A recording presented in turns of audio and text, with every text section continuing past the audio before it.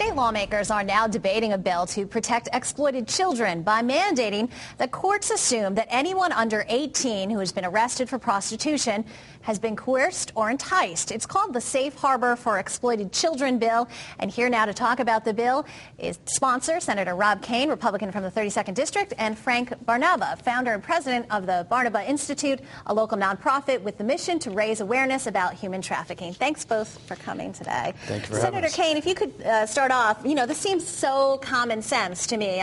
Can you talk about why we needed this law? I mean, why it wasn't on the books already?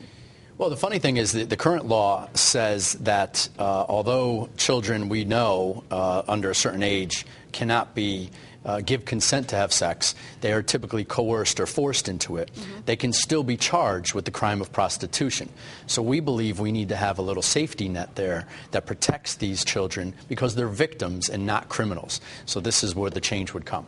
So this, the bill that's pending now, you just mentioned seconds ago that you were able to get the age raised to 18 years old. That's right. And but the bill as it is now will not include those safety net?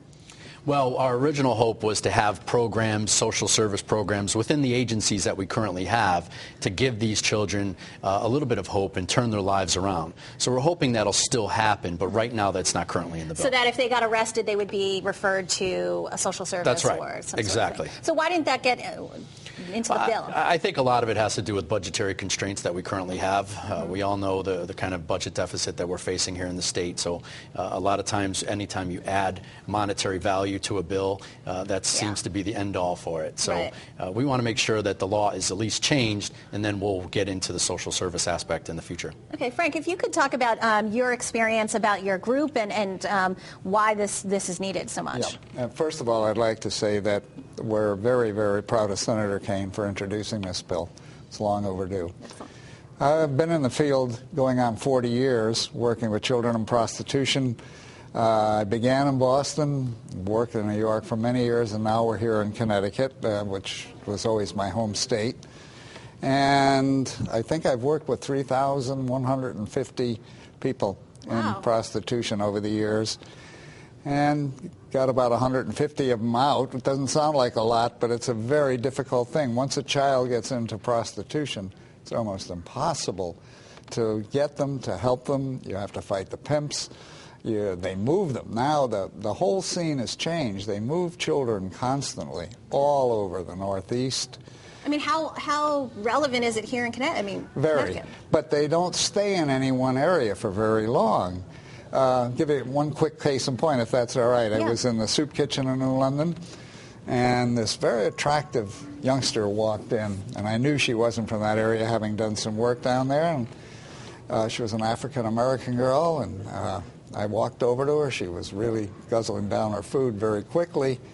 And I said, what's your name? And she told me her name. And she said, where am I? And I looked at her and I said, what do you mean, where are you? In New London. She said, what's New London? She said, I was in Cleveland yesterday, and the pimps have got me, and we're on our way to Atlantic City. Wow. So I said, well, if you come with me, we'll go to the police right away. Guy runs in, big, tall fella, grabs her by the arm. Out they go, into his car with no plates. I was pretty powerless to do anything. Right. But that's the way they work. Queens, New York, very notorious for pimps and queens to go up to Vermont and recruit kids. And their first stop is Hartford on the way back. And they don't stay long. Wow.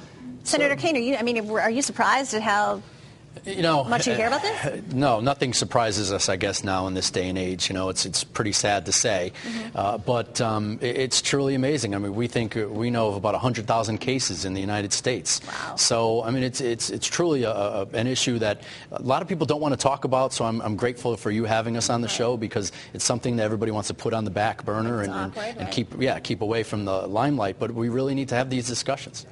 And so how many cases do you think are occurring in Connecticut? How often does it happen? It happens a lot more than any of us would like to think, but there's no arrests being done with these kids. They move them so fast. The other thing that's happening that's really, really very, very troublesome is the Internet. How many kids get on the Internet that are sold over the Internet, which the Attorney General is doing a great job at trying to bring an end to. But it's so vast a business. Pimps, if they have 4 girls or 3 girls, their average weekly intake is over $25,000. Wow. So, Senator Kaine, where does it go from here for people who are going to be following Well, right this? now it's in the Children's Committee. It's SB 153. That's the bill number. You can follow it easily. It's in the Children's Committee. It's going to come out of there. We think it's going to go to Judiciary, and then we'll get it to the floor as soon as we can. Do you need support? I mean, should people watching this who say, I'm fully in support of that, what should they do? Yeah, that would be great. They should contact their legislator, whether it be phone, email, however they can do it, and say, hey, I want you to co-sponsor this bill because it's very important for the children of Connecticut. But you don't expect any pushback, do you? There's been very little from the prosecutor's office, but Chief State's Attorney's office. But mostly we've had, advocates like Frank and the Public Defender's office. We've had so many people come up. We've had well over 20 people testify that day when we had our public hearing. Mm-hmm. So I don't think there'll be very much pushback. It makes sense. It's good for the children of Connecticut.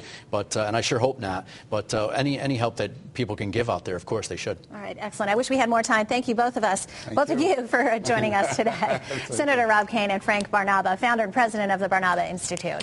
Ahead, up next, Connecticut schools just got passed by 10 other states in the race to the top.